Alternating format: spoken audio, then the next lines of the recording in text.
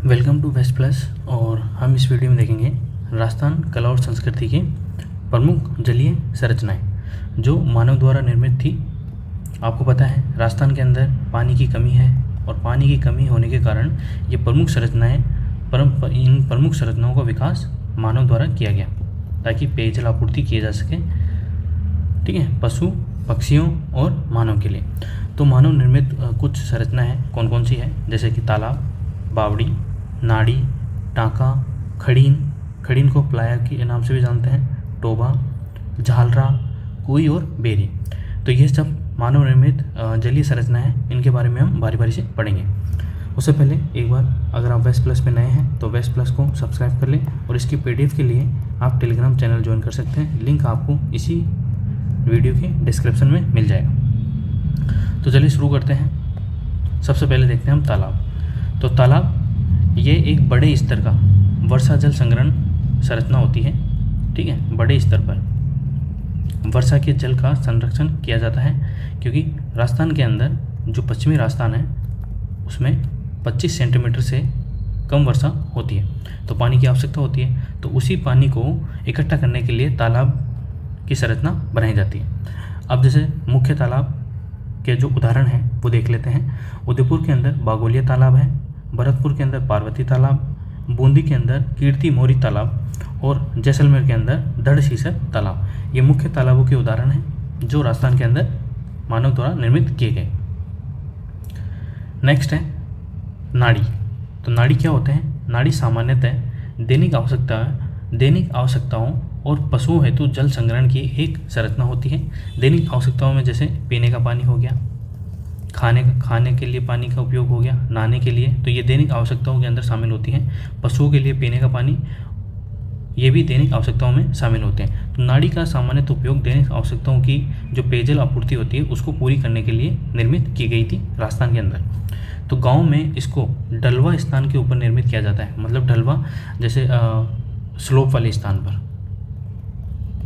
जैसे ये स्लोप हुआ, ठीक है। तो यहाँ पर इसका निर्माण किया जाता है नाड़ी का, ताकि जो वर्षा का जल आए वो आकर इसके अंदर जमा हो जाए और बाद में इसका उपयोग किया जा सके। राव जोधा ने पहली नाड़ी का निर्माण जोधपुर में करवाया था। किसने करवाया था? जो जोधपुर के शासक थे राव जोधा, उन्होंने पहली नाड़ी का निर्माण जोधपुर के अंदर ही करवाया था। तो ये हो गई नाड़ी। नेक्स्ट है बावड़ी। तो बावड़ी क्या है? एक प्रमुख संरचना है, ठीक है। तो राजस्थान की प्राचीन जल संग्रहण व्यवस्था है बावड़ी।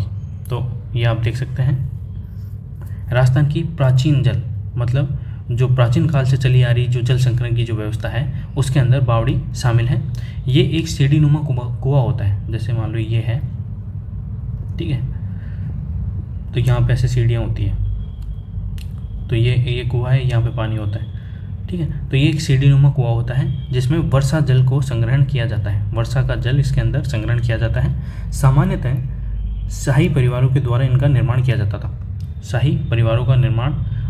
सामान्यतः शाही परिवारों द्वारा बावड़ियों का निर्माण किया जाता था। अब जब शाही परिवारों के द्वारा इनका निर्माण किया जाता है तो ये किलों, महलों और प्राचीन स्थलों के पास में ही निर्मित किए जाते थे, ठीक है, ताकि जल आपूर्ति हो सके।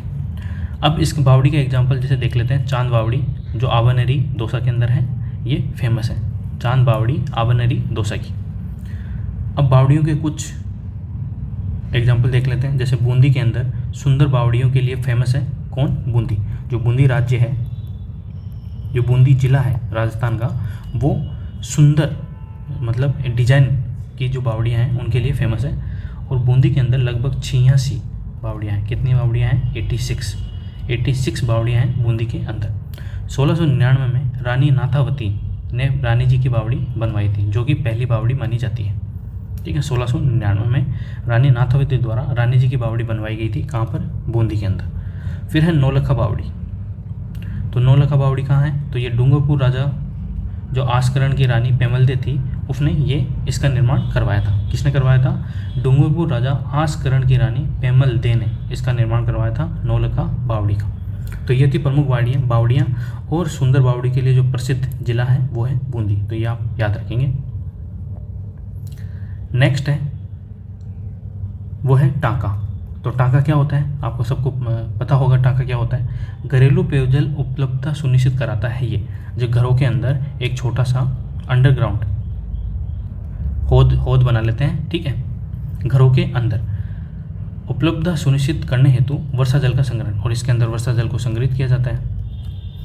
यह 30-40 मीटर गहरी संरचना होती है। कितने मीटर? 30 से 40 मीटर गहरी संरचना होती है और ऊपर से ढकी हुई होती है। जैसे ये संरचना है, ठीक है, चौड़ी कम होती है, ये गहरी ज़्यादा होती है और ये ऊपर से ढकी होती है, ताकि कोई भी कचरा वगैरह या कोई भी फूल जो पत्तियाँ होती हैं जो झड़ जाती है पेड़ों से, वो ना गिर सके, कचरा ना गिर सके और पानी का वाष्पीकरण ना हो।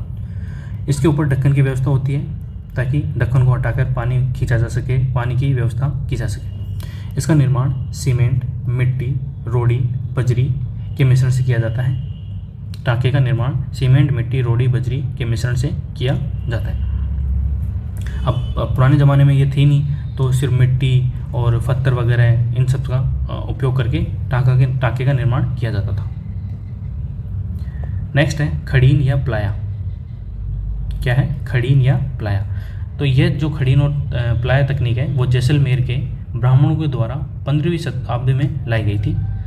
खड़ीन और प्लाया तकनीक जैसलमेर के ब्राह्मणों द्वारा 15वीं शताब्दी में लाई गई थी और इसकी जो लंबाई होती है वो 5 से 7 किलोमीटर लंबी होती है। तो काफ़ी लंबी होती है खड़ीन और प्लाया, 5 से 7 किलोमीटर लंबी। तो ये खड़ीन और प्लाया जो होता है वो सूखा प्रभावित क्षेत्रों में पेयजल की आपूर्ति और सिंचाई उपयोग में आती है, ठीक है। तो ये आप जानेंगे खड़ीन और प्लाया जो रेगिस्तान है राजस्थान का, उसके अंदर मुख्यतः उपयोग की जाने वाली संरचना है, ठीक है, जिससे पेयजल आपूर्ति और सिंचाई का उपयोग किया जाता है सूखा प्रभावित क्षेत्रों में। तो ये भी आप ध्यान रखेंगे। फिर टोबा। तो टोबा क्या होता है? टोबा सामान्यतः 1 वर्षीय संरचना होती है। मतलब ये ऐसी संरचना होती है जो लगभग 1 साल तक चल जाती है बिल्कुल सही तरीके से, ठीक है। ज़्यादा भी चल सकती है लेकिन मिनिमम 1 साल तो है ही। ये कठोर भूमि पर पत्थरों और इनके बिना भी निर्माण किया जा सकता है। ये तो कठोर भूमि पर, ठीक है, यह पत्थरों के द्वारा इसका निर्माण किया जा सकता है, इनके बिना भी इसका निर्माण किया जा सकता है। जो टोबा है वो इसका क्षेत्रीय नाम है, ठीक है, टोबा इसका क्षेत्रीय नाम है। पशुओं के लिए अत्यधिक उपयोगी है क्योंकि रेगिस्तान के अंदर ये अस्थायी तौर पर बनाए जाते हैं ताकि वर्षा का जल यहाँ रेगिस्तान के अंदर इकट्ठा हो जाए और जब पशु चढ़ने जाते हैं तो वो प्यास लगने पर यहाँ पे टोबे के अंदर पानी पी सकते हैं और अपनी प्यास मिटा सकते हैं, ठीक है। तो ये भी आप ध्यान रखेंगे। तो आपको जैसे लग रहा होगा ये फ्लो चार्ट मेथड है, ठीक है, जिससे आपको रिवीजन करने में आसानी होती है और जल्दी रिवाइज भी हो जाता है, ठीक है। अगर आपको ये अच्छा लगा हो तो कमेंट बॉक्स में मुझे बताइए। नेक्स्ट है झालरा। तो झालरा क्या होती है? ये 3 तरफ से सीढ़ियों इसके अंदर, जैसे ये झालरा है, तो इसके अंदर 3 तरफ से सीढ़ी होती हैं। इस तरफ से हो गई, इस तरफ से हो गई और इस तरफ से हो गई। तो झालरा के अंदर 3 तरफ से सीढ़ियाँ होती हैं। यह धर्म विशेष के सामूहिक उपयोग हेतु निर्मित हो जाती है। जैसे आपने देखा होगा, जैसे कुंभ के अंदर सामूहिक स्नान होता है, जैनों के अंदर भी होता है। आपने सिंधु घाटी सभ्यता के अंदर भी जो स्नानागार मिला है वो ऐसा मिला है झालरा जैसा, कि वहाँ पर सामूहिक स्नान किया जाता था। तो यह धर्म विशेष के लिए सामूहिक स्नान के उपयोग में काम आता है। जो महामंदिर झालरा है वो फेमस है, महामंदिर झालरा फेमस है। तूर जी का भी झालरा फेमस है जो कि जोधपुर के अंदर है। स्थानीय खूबसूरती हेतु जो तूर जी का झालरा है वो फेमस है, जो स्थानीय खूबसूरती हेतु फेमस है। कौन सा? तूर जी का झालरा जो कि जोधपुर के अंदर है। तो ये थी मानव निर्मित संरचना झालरा। नेक्स्ट है कुई और बेरी। तो कुई तो आप जानते होंगे, छोटी सी ऐसे होती थी, ऐसी कुई होती है छोटी, ठीक है, जिसके अंदर पानी भरा होता है। यह एक ढकी हुई संरचना होती है, छोटी जल संग्रह संरचना, ठीक है। बड़े तालाब और झीलों के समीप स्थित होती थी। जो बड़े तालाब और झील होते थे उनके किनारे ये स्थित होती थी ताकि जो पानी रिस कर इसके अंदर इकट्ठा हो जाए और आसानी से निकाला जा सके। इसकी जो गहराई होती थी वो 10 से 12 मीटर इसकी गहराई होती है। अधिकांशतः पश्चिमी राजस्थान में ये निर्मित होती है क्योंकि वहाँ पर पानी की कमी होती है, इसलिए इसके अंदर पानी इकट्ठा किया जाता है। ऊपरी भाग सकरा होता है। क्यों होता है सकरा? क्योंकि आपको पता है रेगिस्तान के अंदर गर्मी बहुत ज़्यादा पड़ती है और गर्मी के कारण पानी का वाष्पीकरण होता है। तो पानी का वाष्पीकरण रोकने के लिए इसका जो ऊपरी भाग होता है वो सकरा होता है। जल हानि को रोकने के अंदर ये उपयोगी साबित होता है। ऊपरी भाग सकरा बनाते हैं इसलिए कुएं का। तो ये हो गई कुएं। तो ये प्रमुख संरचनाएं थी पानी की जो राजस्थान के अंदर मिलती है। अब देखते हैं राजस्थान में प्रमुख छतरियाँ।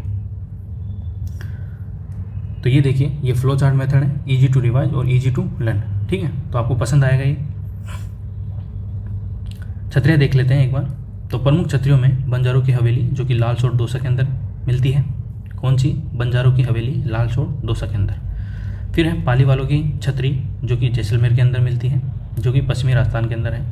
फिर है नाथों की छतरी जालोर के अंदर, दक्षिण पश्चिम राजस्थान के अंदर।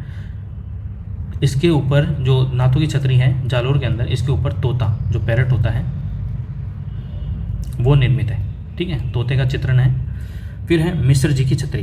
किसकी छतरी? मिश्र जी की छतरी नहेड़ा अलवर के अंदर है। इसके ऊपर जो मिश्र जी की छतरी है नहेड़ा अलवर के अंदर विष्णु के 10 अवतारों का चित्रण किया गया है। मिश्र जी की छतरी नहेड़ा अलवर विष्णु जी के 10 अवतारों का चित्रण किया गया है। दूसरी है गंगा बहिसा की छतरी। कौन सी? गंगा बहिसा की छतरी गंगापुर सिटी भीलवाड़ा के अंदर है।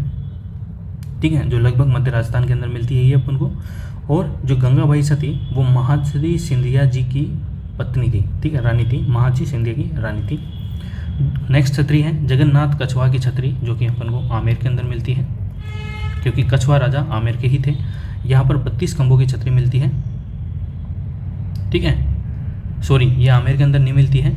आपको कन्फ्यूजन हो सकता है जैसे कि अभी मुझे हुआ, क्योंकि जगन्नाथ कछवा की छतरी, कछवा को देखकर आप आमेर लगा दोगे, क्योंकि जो कछवाओं का शासन था वो आमेर के अंदर था। लेकिन ये आमेर में ना होकर 32 खंभों की छतरी मांडलगढ़ भीलवाड़ा के अंदर मिलती है। ठीक है, तो आप विशेष ध्यान रखेंगे, जगन्नाथ कछवा की छतरी जो कि 32 खंभों की है मांडलगढ़ भीलवाड़ा के अंदर मिलती है। फिर अगली छतरियाँ हैं 84 खंभों की छतरी बूंदी के अंदर मिलती है। ठीक है, 84 खंभों की छतरी जो है वो बूंदी के अंदर मिलती है। केसर विलास बाग, ये बूंदी राजाओं की छतरी है। जो केसर विलास बाग है बूंदी राजाओं की छतरी, बूंदी राजाओं की छतरी को केसर विलास बाग के नाम से जानते हैं। छत्र विलास बाग, कोटा राजाओं की छतरियों को छत्र विलास बाग के नाम से जानते हैं। जो कोटा राजाओं की जो छतरी थी उनको छत्र विलास बाग के नाम से जानते हैं। फिर है देवी कुंड, इनको दूसरे नाम, देवी कुंड का दूसरा नाम सागर गांव है, जो कि बीकानेर राजाओं की छतरी है। ठीक है, बीकानेर राजाओं की छतरी को देवी कुंड के नाम से जानते हैं, जिनमें प्रमुख छतरी जो है वो है कल्याणमल की छतरी। किसकी छतरी है? कल्याणमल की छतरी। फिर है बड़ा बाग, जो जैसलमेर के राजा थे उनकी छतरियों को बड़ा बाग के नाम से जानते हैं। ठीक है, जैसलमेर के राजाओं की जो छतरी है उनको बड़ा बाग के नाम से जानते हैं। कागा, जोधपुर सामंतों की छतरियों को कागा के नाम से जानते हैं, जिनमें प्रमुख छतरी है राज सिंह की छतरी। ठीक है, तो आप ध्यान रखेंगे कि जोधपुर के जो सामंतों की जो छतरी है उनको कागा के नाम से जानते हैं, जिनमें प्रमुख छतरी है राज सिंह की छतरी। नेक्स्ट है जसवंत थड़ा, जो कि जोधपुर के अंदर है। महाराजा जसवंत सिंह द्वितीय की छतरी है ये, महाराजा जसवंत सिंह द्वितीय की छतरी है जसवंत थड़ा, जो कि जोधपुर के अंदर है। इसका निर्माण सरदार सिंह करवाते हैं। ठीक है, और इसे राजस्थान का ताजमहल के नाम से भी जानते हैं। ठीक है, तो राजस्थान का ताजमहल किस छतरी को जाना जाता है? तो जसवंत थड़ा की छतरी को जाना जाता है, जो कि महाराजा जसवंत सिंह द्वितीय की छतरी है। निर्माण कौन करवाता है? सरदार सिंह ने। और कहाँ पर है? तो ये जोधपुर के अंदर है। नेक्स्ट छतरी है गेटोर की छतरियाँ। कहाँ की छतरियाँ? गेटोर की छतरियाँ, जो कि जयपुर के अंदर मिलती है। यह जयपुर राजाओं की छतरी है। इनमें ईश्वर सिंह की छतरी जय निवास बाग के अंदर है। कहाँ पर है? ईश्वर सिंह की छतरी जो है वो जय निवास बाग के अंदर है। नेक्स्ट है आहड़, उदयपुर के अंदर है, जो आड़ सभ्यता है। ठीक है, आड़ नदी के किनारे विकसित होती है आड़ सभ्यता, वैसे ही आड़ जो है वो उदयपुर के अंदर है। मेवाड़ राजाओं की छतरियाँ आहड़ के अंदर है, उदयपुर के अंदर। सबसे पहले अमर सिंह की छतरी बनाई गई थी, जिसको माँ सतिया के नाम से भी जाना जाता है। सबसे पहले अगर उदयपुर में किसी की छतरी बनाई गई थी तो वो अमर सिंह की छतरी बनाई गई थी, और उसको माँ सतिया के नाम से भी जानते हैं। वैसे ही पंचकुंड आमेर जोधपुर राजाओं की छतरी, पंचकुंड मंडोर। ठीक है, तो मंडोर कहाँ है? जोधपुर में है, और मंडोर के अंदर ही जोधपुर का किला भी है। ठीक है। तो जोधपुर राजाओं की छतरी को पंचकुंड के नाम से जानते थे, जो कि मंडोर जोधपुर के अंदर है। ठीक है, तो ये हमने देखा मानव निर्मित जलीय संरचनाएं और प्रमुख छतरियाँ। अगर आपको ये वीडियो पसंद आया तो वेस्ट प्लस को सब्सक्राइब कर लें और इस वीडियो को अपने दोस्तों के साथ शेयर करें, लाइक करें। ठीक है, थैंक यू।